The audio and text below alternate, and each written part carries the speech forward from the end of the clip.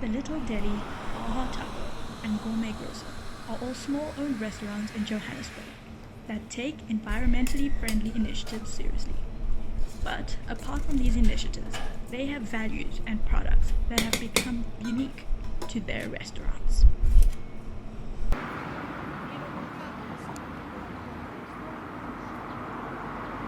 We were a corporate catering supplier, so we were very large, did corporate platters, training lunches, that sort of thing.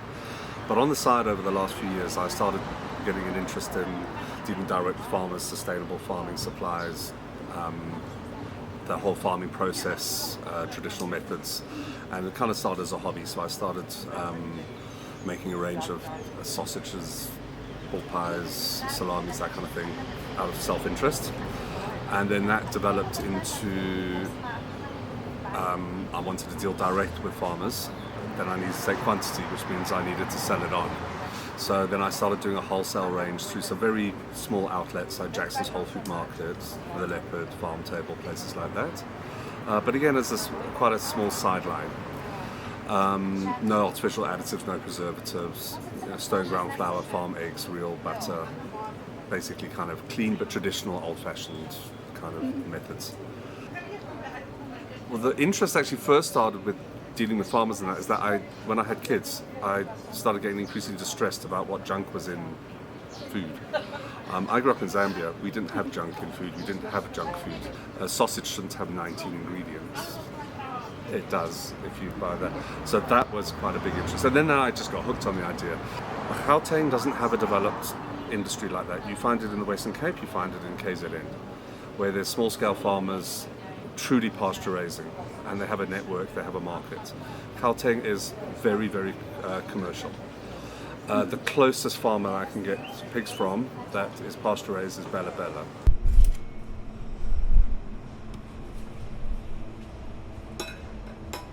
We're also quite fascinated with what they call the pre-colombian Mexican cuisine, before the Spanish got there. Because the Spanish brought pigs, chickens, and all sorts of things, and then frying and oil and fat, and they brought all that. Whereas before, the Mayans and the Aztecs were super, super healthy. Everything was like, if they're going to cook meat, it's going to be in a pit. It's not deep frying stuff. And then there's a lot of steaming and stuff like this. This is pre-Columbian stuff. Yeah.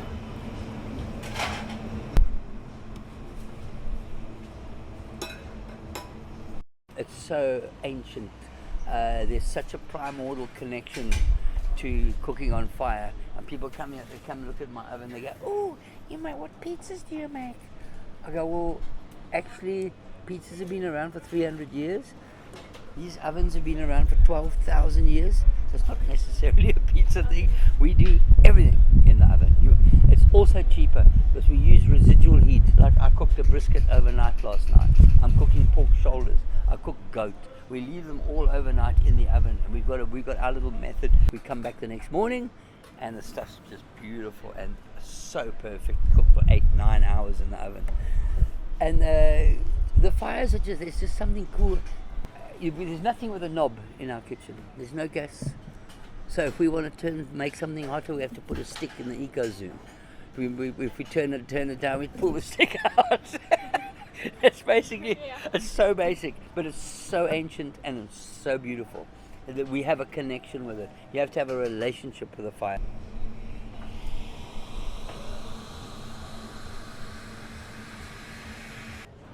So I bought this business in January 2019.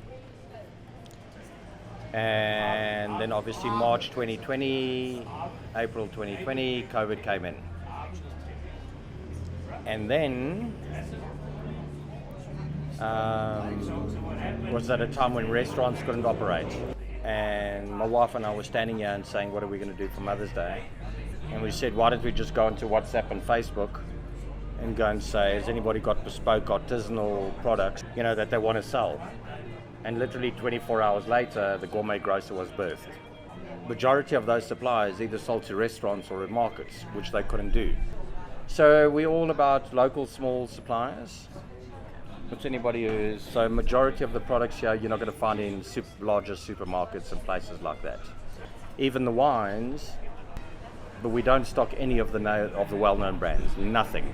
We're all about small farms, boutique farms. So even there, sometimes we've got people who go there, they don't even recognize one wine. So that's how this business, like I said, started. And it's something that I want to continue with. Supporting local business and supporting the community. Being very much involved with the community.